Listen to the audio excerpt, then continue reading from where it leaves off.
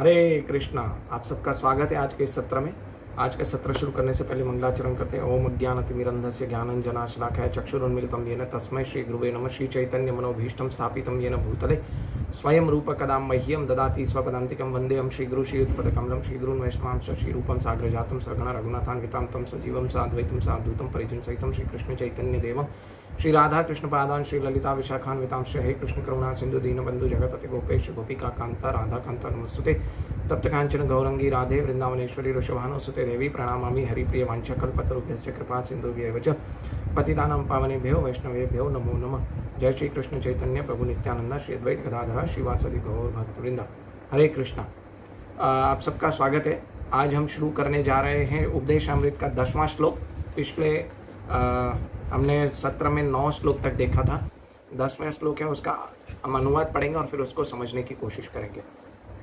अनुवाद है उपदेशामृत, ये वाला बुक है उपदेशामृत, सब देख लीजिए। अनुवाद है, शास्त्रों का कथन किसी भी प्रकार से सकाम कर्मियों में परमेश्वर हरि उस पर विशेष कृपा करते हैं जो जीवन के उच्चतर मूल्यों को ज्ञान के संबंधी उन्नत होता है। ऐसा ज्ञान में उन्नत अनेक लोग ज्ञानियों में से जो अपने ज्ञान के बल पर व्यवहारिक रूप से मुक्त हो जाता है वह भक्ति ग्रहण कर सकता है और ऐसा व्यक्ति अन्यों से श्रेष्ठ है। किंतु जिसने श्री कृष्ण का शुद्ध प्रेम वास्तव में प्राप्त किया उससे भी श्रेष्ठ है। गोपियां समस्त उच्चतर भक्तों से उत्कृष्ट है क्योंकि वे दिव्य गोपाल कृष्ण के सदैव आश्रित रहती हैं। गोपियों में श्रीमती राधा रानी भगवान श्री कृष्ण की सर्वाधिक प्रिय है। उनका कुंड भगवान श्री कृष्ण को उसी प्रकार से अत्यधिक प्रिय जिस तरह गोपियों में सर्वाधिक प्रिय राधा रानी। तो ऐसा कौन है जो राधा कुंड नहीं जाना चाहेगा और उल्लास में भक्ति भाव से पूरित आध्यात्मिक शरीर द्वारा श्री राधा गोविंद के दिव्य युगलों जो नित्य ही अपनी अष्टकालीय लीला संपन्न करते हैं उनकी प्रेममयी सेवा करना नहीं चाहेंगे। निसंदेह जो लोग राधा कुंड के तट पर भक्ति करते हैं वे ब्रह्मांड के सर्वाधिक भाग्यशाली व्यक्ति हैं। तो यहाँ पे श्रील रूप गोस्वामी बता रहे हैं। पहले तो हमने 9वें श्लोक में क्या देखा, थोड़ा उसका रिकैप करेंगे। 9वें श्लोक में हमने देखा कि वैकुंठ लोक से क्या श्रेष्ठ है, मथुरा, मथुरा से वृंदावन, वृंदावन से गोवर्धन और गोवर्धन से राधा कुंड श्रेष्ठ है। अभी राधा कुंड किसका है? श्रीमती राधा रानी के नाम पे है। तो राधा कुंड क्या है और श्रीमती राधा रानी कौन है वो फिर जानना पड़ेगा। ठीक है, तो ये श्लोक बता रहा है कि श्रीमती राधा रानी कौन है। ठीक है, परंतु श्रीमती राधा रानी श्रीमती राधा रानी को जो समझाने के लिए श्लोक है उसमें अगर कोई व्यक्ति कहे श्रीमती राधा रानी जो है भगवान की सबसे सर्वश्रेष्ठ भक्त है, तो ऐसा कोई कहेगा तो उससे कोई तर्क तो बनता नहीं है देखा जाए तो इसलिए यहाँ पे इस श्लोक में अगर हम देखेंगे तो तुलनात्मक दृष्टि से बताया जाएगा कि श्रीमती राधा रानी कौन है। जैसे किसी लकड़ी को बोला जाए, कोई व्यक्ति आपके आके कहेगा ये लकड़ी बहुत अच्छी है, तो आप क्या कहोगे? लकड़ी ठीक है, अच्छी है माना, लेकिन कितनी अच्छी है? कोई आपको पूछे तो आप क्या कहोगे? वो चंदन की लकड़ी से भी अच्छा है। तो फिर आपको लगेगा हाँ ये लकड़ी अच्छी है। उसकी तुलनात्मक दृष्टि से आपको उसकी वैल्यू पता चल जाएगी। इसी तरह इस श्लोक में श्रील रूप गोस्वामी तुलनात्मक दृष्टि से बता रहे हैं कि श्रीमती राधा रानी कितनी श्रेष्ठ है। अगर हम तुलनात्मक दृष्टि नहीं करेंगे, जैसे आप देखिए किसी भी वस्तु को, है ना, इस जगत में देखिए ड्यूअलिटीज है ना, सुख दुख सर्दी गर्मी। तो सुख को अनुभव करने के लिए दुख का एहसास होना चाहिए ना, तभी हमको पता चलेगा ना सुख क्या है ना। सर्दी को पता करने के लिए, महसूस करने के लिए हमें क्या पता करना पड़ेगा कि गर्मी क्या है। तो उसी तरह श्रीमती राधा रानी की कंपैरिजन इसके लिए यहाँ पे की गई है कि दूसरे निचले स्तर पे जो भक्त हैं उनके साथ कंपैरिजन की गई है ना। जैसे भगवान ने दिन के साथ रात बनाई है ना, जब तक रात नहीं होती तो हमें दिन की वैल्यू पता चलती नहीं, पता चलती। इसी तरह तुलनात्मक दृष्टि से यहाँ पे श्रील रूप गोस्वामी जो है वो कंपेयर कर रहे हैं। क्या कर रहे हैं कि कैसे श्रीमती राधा रानी श्रेष्ठ है। ठीक है, तो इस श्लोक में श्रीमती राधा रानी को शुद्ध भक्त बताया गया और शुद्ध भक्त हैं वो कंपेयर करके बताया गया। तो इसमें कंपैरिजन में सबसे नीचे कौन आता है? अगर भक्त करे तो सबसे नीचे आता है कर्मी लोग। कर्मी लोग आते हैं, इसीलिए श्रील प्रभुपाद ये तात्पर्य कर्मी लोगों से स्टार्ट करते हैं। थोड़ा पढ़ते हैं, कर्मी और सकाम कर्मी। कर्मी है उसके ऊपर सकाम कर्मी है, तो इन दोनों के बारे में जानेंगे। फिर ज्ञानी आएंगे, फिर भक्त आएंगे और भक्तों में सर्वश्रेष्ठ गोपियां, और गोपियों में भी सर्वश्रेष्ठ श्रीमती राधा रानी, है ना। और श्रीमती राधा रानी के कुंड पे जाके भजन करेगा वो व्यक्ति क्या है, निश्चय ही ब्रह्मांड में सर्वाधिक भाग्यशाली व्यक्ति है। तो हम इसको कंपैरिजन की दृष्टि से देखेंगे कैसे। तो ये तात्पर्य श्रील प्रभुपाद कर्मी से स्टार्ट करते हैं। कर्मी मतलब जो पाप कर्म करते हैं, है ना, जो विकर्मी है। कर्मी मतलब जो विकर्मी है ना। बहुत वस्तुएं कर्म से बाहर है, लेकिन प्रेम जो है, श्रीमती राधा रानी का जो प्रेम है वो कर्म से बाहर है। लेकिन कर्मी लोगों के पास कर्म करने के लिए बहुत सारे लॉजिक है। अगर आप देखें तो ऐसा नहीं करेंगे तो ऐसा हो जाएगा, ऐसा हो जाएगा, वैसा हो जाएगा, ठीक है, ये करूँ तो अच्छा बन के दिखाओ, ये करके दिखाओ, सबसे श्रेष्ठ बन के दिखाओ। हालांकि उनके लॉजिक घटिया होते हैं, लेकिन वो अपने लॉजिक्स को क्या अच्छा मानते हैं। प्रॉब्लम वहाँ पे है। तो कर्मी लोगों के लिए, है ना, ये तात्पर्य स्टार्ट हुआ है। और उसमें श्रील प्रभुपाद तात्पर्य कर्मी लोगों से पहले ये स्टार्ट करते हैं कि 3 प्रकार की भगवान की शक्तियाँ हैं। कौन सी? अंतरंगा शक्ति, बहिरंगा शक्ति और तटस्थ शक्ति। हम तटस्थ शक्ति हैं, ठीक है। तो ये हमारे हाथ में है कि मैं किसको कंट्रोल में रहूं, because we are not controller, है ना। भगवान भगवत गीता में कहते हैं ना, भोक्ताराम यज्ञ तत्सम सर्वलोक महेश्वर। इवन भगवान गीता में भगवान कहते हैं अहम सर्वस्य प्रभो, I am the all controller, अहम सर्वस्य प्रभो मत्तः सर्वम प्रवर्तते, ठीक है। तो इससे पता चलता है कि, है ना, सुप्रीम कंट्रोलर जो है वो भगवान श्री कृष्ण है, लेकिन हम अपने आप को कंट्रोलर समझ रहे हैं। तो यहाँ पे दोनों वस्तुएं, है ना, आ जाएंगी। ये अंतरंगा शक्ति और बहिरंगा शक्ति को ध्यान में रखना, ताकि आगे पता चल जाएगा कि हमारे हाथ में कैसे है कि मैं भगवान श्री कृष्ण की जो अंतरंगा शक्ति के कंट्रोल में कैसे रह सकता हूँ, ठीक है। तो आइए तात्पर्य पढ़ते हैं। कर्मियों से स्टार्ट करते हैं। श्रील प्रभुपाद की जय। तात्पर्य, इस समय प्रायः हर व्यक्ति किसी न किसी सकाम कर्म में लगा हुआ है। जो लोग कर्म करके भौतिक लाभ उठाना चाहते हैं वे कर्मी कहलाते हैं, और इस जगत में सारे जीव माया के जादू के वशीभूत होते हैं। देखिए आया ना, जो भौतिक लाभ उठाना चाहते हैं वो सकाम कर्मी या कर्मी, वो कर्मी कहलाते हैं, भौतिक लाभ उठाने वाले, ठीक है। तो मुनियों ने पूर्ण पुरुषोत्तम भगवान की शक्ति के 3 कोटियों के विभक्त किया है, आध्यात्मिक शक्ति, तटस्थ शक्ति और भौतिक शक्ति। भौतिक शक्ति की तीसरी श्रेणी है, शक्ति की तृतीय शक्ति माना जाता है। जो जीव भौतिक शक्ति की सीमा के भीतर वे कभी कभी इंद्रिय तृप्ति के लिए कुकरों सुकरों की तरह कठोर श्रम कहता है, और किंतु जीवन में पुण्य कर्म करने, अगले जीवन में कुछ भी कर्मी वेदों में वर्णित विविध यज्ञों को संपन्न करने प्रति प्रबल रूप से आकर्षित होते हैं। यहाँ पे दोनों बताया श्रील प्रभुपाद ने। एक कर्मी लोग हैं, वो कुत्ते बिल्लियों की तरह कार्य करते हैं, खाना पीना सोना और बच्चे पैदा करना, खाना पीना सोना बच्चे पैदा करना, आहार निद्रा भय मैथुन और आत्मरक्षा करना, ठीक है। आहार निद्रा भय मैथुनम च समान एतात पशु भी नरणाम, है ना। ते धर्मो ही तेषाम अधिको विशेषो धर्महीना पशु भी समाना। तो आहार निद्रा भय मैथुन, ये 4 चीजों के इर्द गिर्द हमारी लाइफ घूम रही है। तो हमारी लाइफ का लक्ष्य क्या है वो भी इस श्लोक में पता चलेगा एक्चुअली। तो और दूसरे सकाम कर्मी जो लोग होते हैं वो क्या करते हैं कि वो उनमें सकाम कर्मी में वो विकर्मी से थोड़े श्रेष्ठ हैं। जो कर्मी लोग हैं उनसे थोड़े श्रेष्ठ हैं, क्योंकि उनमें ये टेंडेंसी है कि कुछ करके दिखाना है, पर वो डायरेक्शन है ना शास्त्रों का लेते हैं, ठीक है, और वेदों का डायरेक्शन लेते हैं। लेकिन किसके लिए लेते हैं पता है? वो वेदों का डायरेक्शन लेते हैं अपनी इच्छा पूरी करने के लिए। इसलिए श्रील रूप गोस्वामी बताते हैं ऐसे भी लोग जो है भगवान को प्रिय है। क्यों प्रिय है? क्योंकि वो एटलीस्ट वेदों को थोड़ा बहुत फॉलो तो कर रहे हैं, है ना। एंड ऑफ द डे भगवान क्या करेंगे, उसका जो रेगुलेटर धीरे धीरे बढ़ा के वो शुद्ध करके, है ना, क्या अपने पास अपनी तरफ खींचेंगे, ठीक है। इसलिए प्रभुपाद ने कहा कि एटलीस्ट आस्तिक लोग क्या करते हैं, वो उनकी शास्त्रों में आस्था होती है। किस लिए आस्था होती है? क्योंकि वो, है ना, क्या भगवान को भले नहीं मानता हो, परंतु भगवान की बातों को नहीं मानता हो, लेकिन एटलीस्ट भगवान को मानता तो है। और वो भगवान को मान के क्या करते हैं, अपनी इंद्रिय तृप्ति करता है ना, वेदों को सहारा लेके। और नास्तिक लोग की शास्त्रों में आस्था नहीं होती। तो नास्तिक जो भी हो वो भगवान को मानते हैं, पर भगवान, आस्तिक लोग जो भगवान को मानते हैं पर भगवान की बात को नहीं मानते, है ना। सकाम कर्मी मतलब वो भगवान को इसलिए प्रिय होते हैं, सकाम कर्मी भी, क्योंकि वो शास्त्रों को मानते हैं परंतु अपनी इच्छा पूरी करते हैं।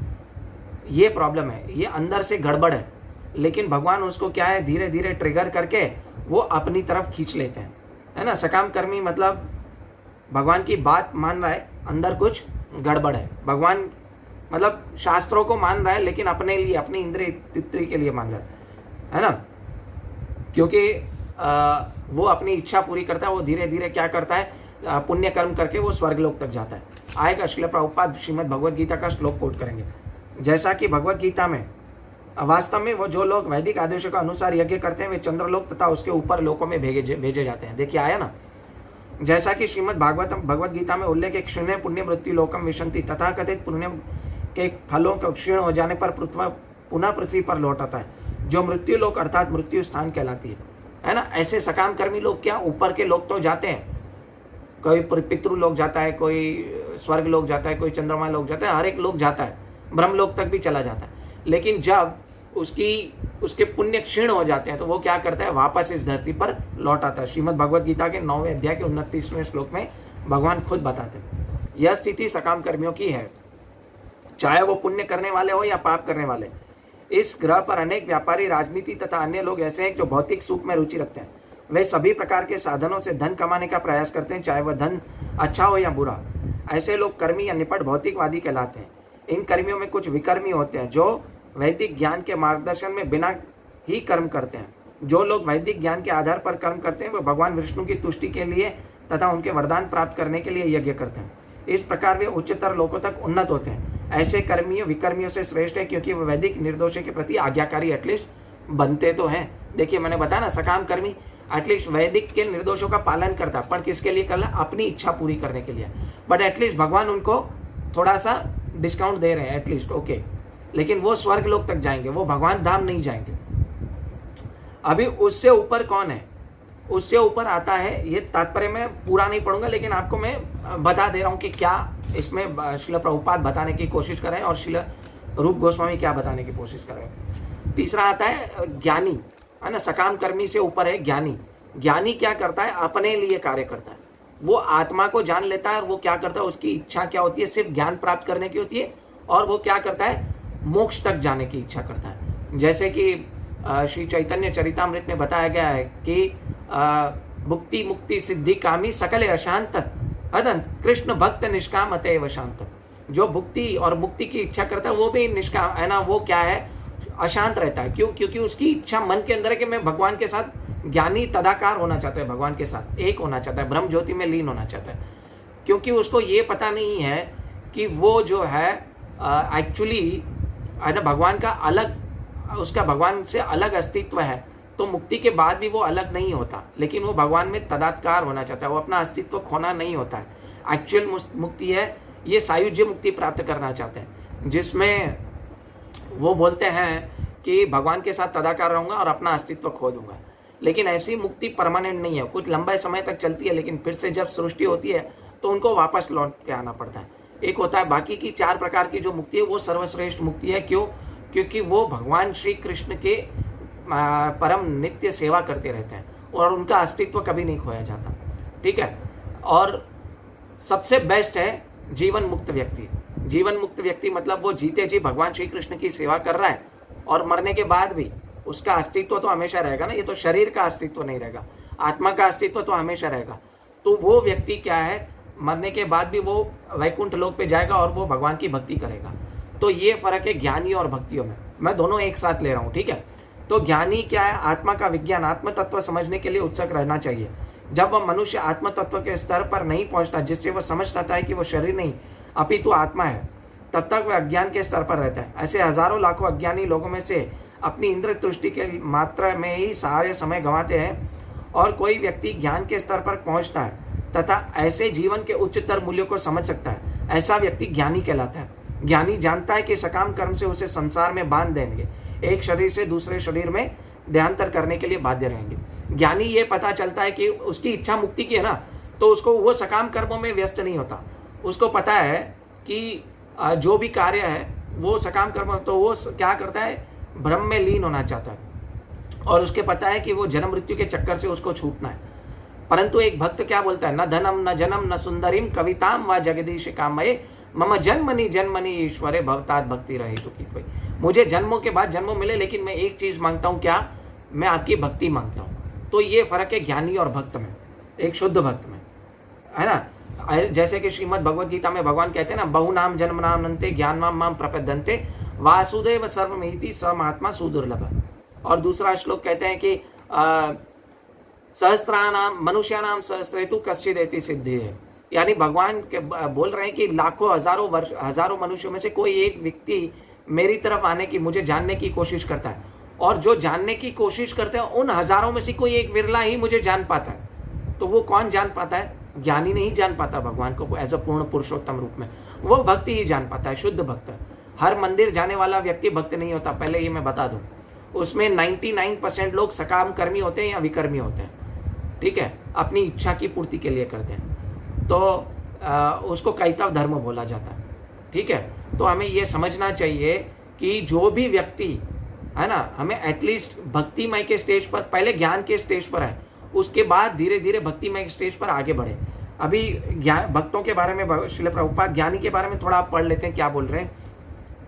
इस प्रकार जो ज्ञानी को कर्मी से श्रेष्ठ माना जाता है, वह कम से कम अपने इंद्रिय भोग के अंधे कार्यकलापों से बचता है। वह पूर्ण पुरुषोत्तम भगवान का निर्णय ही है। यद्यपि ज्ञान कर्मियों के अज्ञान से मुक्त हो सकता है, फिर भी वह जब तक भक्ति में सेवा तक नहीं पहुंचता तब तक वह अज्ञान में स्थित होता है ना। मनुष्यों के लिए, दूसरे मनुष्य के लिए वो ज्ञानी है, लेकिन भगवान के लिए वो कौन है? जब तक वो भक्ति के स्तर पर नहीं पहुंचता तब तक वो अज्ञानी है। क्यों? सिर्फ ज्ञान से कुछ नहीं चलेगा, ज्ञान के साथ सेवा भी होनी चाहिए, ठीक है, भगवान की। भले ही कोई ज्ञानी या ज्ञान में उन्नत मान लिया जाए, किंतु उसका ज्ञान अशुद्ध माना जाता है, क्योंकि वह उसे भक्ति में सेवा का पता नहीं रहता, और वह इस तरह पूर्ण पुरुषोत्तम भगवान के चरणों के प्रति उपेक्षा करता है ना, सेवा के प्रति उपेक्षा करता है। और जबकि भक्ति में सेवा में जो ज्ञानी भक्ति में सेवा में संलग्न होता है, तो सामान्य ज्ञानी की तुलना में शीघ्र ही श्रेष्ठ बन जाता है, और ऐसा सामान्य व्यक्ति ज्ञान विमुक्त भक्ति परम कहलाता है। ज्ञानी जिस तरह भक्ति में सेवा ग्रहण करते हैं, उस तरह वो भगवान श्री कृष्ण के और निकट जाते हैं, है ना। फिर इन भक्तों में से सर्वश्रेष्ठ कौन है? पहले ज्ञानियों का थोड़ा और पढ़ लेते हैं, भक्तों का क्या है। कि विधि विधानों के अनुसार भक्ति स्वीकार करने के बाद श्रीपद नारद मुनि तथा सनातन जैसे भक्तों के पद चिन्हों पर चलकर मनुष्य ईश्वर में कोई सहज प्रेम को पद को प्राप्त कर सकता है। अभी भक्ति होगी तो क्या प्राप्त होगा? भगवान श्री कृष्ण का सहज प्रेम, है ना, प्रेम इजीली मिलेगा।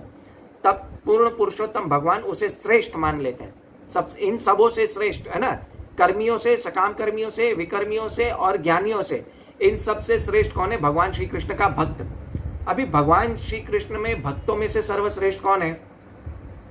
समस्त भक्तों में गोपियां श्रेष्ठ मानी जाती है, क्योंकि वो श्री कृष्ण को तुष्ट करने के लिए अतिरिक्त कुछ और नहीं सोचती, है ना। कभी कभी भगवान का भक्त भगवान से कुछ मांगने चला जाता है ना, अकामो सर्व कामो वा मोक्षदा उदारदेहि तीव्रेण भक्ति योगेन यजन्ते पुरुषम। तो हमारा जैसा भक्त जो है, हम शुद्ध भक्त नहीं है, हम कभी कभी भगवान से कुछ मांग लेते हैं, लेकिन भक्तों में सर्वश्रेष्ठ कौन है? क्या है कि वो है ना, गोपियां हैं। गोपियां क्या क्या? अभिलाषी क्या है? अन्य अभिलाषिता शून्यम ज्ञान कर्मादि अनावृतम अनुकूलेन कृष्णेनु सेवनम भक्ति रुच्यते। मेरी कोई अन्य अभिलाषा नहीं होनी चाहिए। क्या? मेरी अभिलाषा सिर्फ ये होनी चाहिए कि मैं कृष्ण के अनुकूल, कृष्ण भक्ति के अनुकूल कार्य हो वो करूं, है ना। ऋषिकेन ऋषिकेश सेवनम भक्ति उच्यते, है ना। ऋषिकेन ऋषिकेश, अपने ऋषिक यानी अपनी इंद्रियों से, ऋषिकेश यानी इंद्रियों के स्वामी भगवान की इंद्रियों को तुष्ट करने का एकमात्र मेरा उद्देश्य होना चाहिए, वो यहाँ पे गोपियों का उद्देश्य है। इसलिए वो भक्तों में भी सर्वश्रेष्ठ है। न ही वो भगवान श्री कृष्ण के बदले कुछ आशा करती है। निसंदेह कभी कभी भगवान श्री कृष्ण उनसे अपने विलग करने के अतीव कष्ट प्रदान करते हैं, फिर भी वे भगवान कृष्ण को भूल नहीं सकती। जब भगवान श्री कृष्ण वृंदावन से मथुरा चले गए तो अत्यधिक निराश हो गई, गोपियां अत्यधिक निराश हो गई, और उन्हें अपना शेष जीवन कृष्ण के वियोग में रो रो कर बिताना पड़ा। इसका अर्थ यह हुआ कि वह एक तरह से वह कृष्ण के, वास्तव में कृष्ण से विलग कभी नहीं हुई, है ना। श्री चैतन्य महाप्रभु जब श्रीमती राधा रानी का भाव लेके आए, आगे राधा रानी का आएगा तब बताऊंगा, तो क्या है, वो रो रो के जीवन बिताई, लेकिन क्या है, फिर भी, है ना, तव कथामृतम तप्त जीवनम आता ना गोपी गीत में, तव कथा अमृतम तप्त जीवनम, आपकी कथा अमृत के समान है, गोपी गीत है। तो क्या बोलते हैं कि आपसे ज्यादा श्रेष्ठ आपकी कथाएं हैं, वो हमें ज्यादा आनंद देती है, वो अमृत के समान है। इस तरह गोपियां कभी भी भगवान श्री कृष्ण से विलग यानी अलग नहीं हुई। भगवान श्री कृष्ण का चिंतन करने समय उनके संग रहने में कोई अंतर नहीं है। आया ना यहाँ पे, यह विप्रलंब भाव कहा जाता है। विप्रलंब भाव मतलब आपके शरीर के अंदर अष्ट विकार आते हैं, है ना, रोज आपके हृदय रुंध जाता, गला रुंध जाता है, आंखों से आंसू आते हैं, है ना। श्री चैतन्य शिक्षाष्टकम में श्री चैतन्य महाप्रभु क्या कहते हैं, नयनम गलदश्रुधारया वदनम गदगद रुद्धया गिरा पुलकै निचितम वपु कदा तव नाम ग्रहणे भविष्यति, है ना। हे भगवान, कब मेरा दिन वो आएगा जब आपका नाम लेते समय मेरा गला रूंध जाएगा, आंखों से अश्रु जाएगा आएंगे, है ना। तो ऐसा है। तो जैसा कि चैतन्य महाप्रभु ने करके दिखाया, विप्रलंब भाव जैसा चैतन्य महाप्रभु ने करके दिखाया, वो प्रत्यक्ष सेवा करने से बेहतर है। इस प्रकार जितने सारे भक्तों में भगवान श्री कृष्ण के लिए अनन्य प्रेम भक्ति विकसित किया, उनमें गोपियां श्रेष्ठ है, और उन सर्वोच्च गोपियों में श्री राधा रानी सर्वोच्च है। अभी श्रीमती राधा रानी सर्वोच्च क्यों है? श्रीमती राधा रानी की भक्ति से कोई भी आगे नहीं बढ़ सकता, इसीलिए वो श्रेष्ठ है। क्योंकि श्रीमती राधा रानी की भक्ति को भगवान श्री कृष्ण भी नहीं समझ पाए, इसीलिए उनका भाव लेकर भगवान श्री कृष्ण को ऐसे श्री चैतन्य महाप्रभु इस धराधाम पे आना पड़ा और वो भाव को महसूस करना पड़ा, ठीक है। और भक्ति की उन्होंने, श्रीमती राधा रानी की भक्ति से कोई भी आगे नहीं बढ़ सकता। यहाँ तक कि भगवान श्री कृष्ण भी श्रीमती राधा रानी के भाव को नहीं समझ पा गए, आया ना इसमें। अतएव उनका भाव ग्रहण करके श्री चैतन्य महाप्रभु के रूप में प्रकट हुए, जिससे वे उनके दिव्य मनोभाव को समझ सके, तभी जाके वो समझ सके, ठीक है। इस प्रकार श्री रूप गोस्वामी क्रमशः निष्कर्ष निकालते हैं कि श्रीमती राधा रानी का भाव, श्रीमती राधा रानी भगवान श्री कृष्ण की सर्वश्रेष्ठ भक्त है, और उनका कुंड श्री राधा कुंड सर्वाधिक पूज्य स्थल है। इसकी तुष्टि लघु भागवत में की गई है। क्या है तुष्टि? पढ़ते हैं, श्री चैतन्य चरितामृत में भी लिखा है। जिस प्रकार श्रीमती राधा रानी भगवान श्री कृष्ण को प्रिय है, उसी प्रकार उसके स्थान राधा कुंड भी उन्हें उतना ही प्रिय है। समस्त गोपियों में वह अकेले श्री भगवान ही परम प्रिया के रूप में है। अतएव भगवान श्री कृष्ण में रुचि रखने वाले प्रत्येक व्यक्ति को अंततः राधा कुंड की शरण ग्रहणी चाहिए, जहां वहां आजीवन भक्ति करनी चाहिए। ये श्रील उपदेशामृत के 10वें श्लोक का में श्रील रूप गोस्वामी का यह निष्कर्ष है। अभी यहाँ पे आपने देखा कि लोगों को श्रीमती राधा रानी के कुंड में जाना चाहिए, राधा कुंड पे जाके भक्ति करनी चाहिए। इसका मतलब ये नहीं है कि आप अभी उठो और भक्ति करने चले जाओ श्रीमती राधा रानी के कुंड पे, नहीं। इसका मतलब उसके लिए क्या चाहिए हमें? उसके लिए हमें चाहिए, है ना, अपनी दिव्य शरीर चाहिए। जब मैं ये सोच लूँ कि मैं अभी 2 घंटे भगवान की सेवा करता हूँ, मैं दिन में 24 घंटे भगवान की सेवा करूँगा, और आप भगवान के लिए कष्ट उठाने के लिए रेडी हो जाओ, भगवान के लिए मरने मारने के लिए रेडी हो जाओ, तब आप एलिजिबल हो श्रीमती राधा रानी के कुंड में जाके और, है ना, भक्ति करने के लिए। और वहाँ पे क्या होता है, भगवान आपको ऑटोमेटिकली दिव्य शरीर प्राप्त करते हैं, ठीक है। इस भौतिक शरीर से आप जाके राधा कुंड पे जाके भक्ति नहीं कर सकते। आजकल बहुत सारे लोग बैठे हैं श्रीमती राधा रानी के कुंड पे। मैं गया था वृंदावन दान में, अरे वो आपको बता देंगे, आप, है ना, गोलोक वृंदावन में, है ना, भगवान के मोर हो। दूसरा बोले आप भगवान की एक गोपी हो, आप भगवान के ये हो, आप भगवान की सुरभि गाय हो, आप कभी भी उनके फंदे में नहीं फंसना। ऐसा भाव सहजिया भाव होता है ना। तो ये सहजियों से हमें बच के रहना। तो हमें गुरु वृंद की, इस्कॉन गुरु वृंद के साथ जुड़े रहना चाहिए, और उनसे हमें प्रार्थना करनी चाहिए कि हमें, है ना, गाइड करें कि मैं श्रीमती राधा रानी के चरणों कलों में कैसे जाऊं और भगवान श्री कृष्ण की भक्ति कैसे प्राप्त करूं, है ना। उससे पहले श्रीमती राधा रानी को खुश करने से पहले भगवान के दूसरे भक्तों को खुश करना होता है, वैष्णवों को खुश करना होता है ना। इसलिए बोलते हैं ना, मैं दासानु दासानु दासानु दास बनना चाहता हूँ। तो हरे कृष्णा, इसमें हमने क्या देखा, एक बार रिपीट करते हैं और फिर इसको अंत देंगे। हमने देखा काया कर्मी जो लोग होते हैं वो माया के वशीभूत होकर कार्य करते हैं। सकाम कर्मी जो होते हैं वो भी माया के वशीभूत होते हैं, लेकिन वो थोड़े श्रेष्ठ माने जाते हैं। क्यों? क्योंकि वो शास्त्रों को मानते हैं, लेकिन सिर्फ अपनी इच्छा पूर्ति करने के लिए। फिर भक्त है, उसका भगवान में सिर्फ, फिर ज्ञानी है, ज्ञानी का सिर्फ अपने में इंटरेस्ट है कि वो आगे मुक्ति कैसे प्राप्त हो, उसका भगवान से कोई लेना देना नहीं है, इसीलिए वो भगवान को क्या निराकार बोलते हैं। चौथा है भगवान का भक्त। भगवान का भक्त वो है, वो सिर्फ और सिर्फ भगवान में इंटरेस्ट रहता है ना। और उसके बाद गोपियाँ, और गोपियों में सर्वश्रेष्ठ कौन है? श्रीमती राधा रानी। श्रीमती राधा रानी के स्तर से ऊपर कोई नहीं पहुंच सकता। क्यों? क्योंकि श्रीमती राधा रानी के भाव को खुद श्री कृष्ण नहीं जानते, तो हम कौन है? ठीक है। तो हरे कृष्णा, इस चैनल को सब्सक्राइब कीजिए, लाइक कीजिए, शेयर कीजिए, और ज़्यादा से ज़्यादा लोगों को शेयर कीजिए। धन्यवाद प्रणाम। श्रील प्रभुपाद की जय, श्रील गुरुदेव की जय, श्रील भगवत्पाद की जय। निताय गौर प्रेमानंदे। हरि हरि बोल। हरे कृष्णा।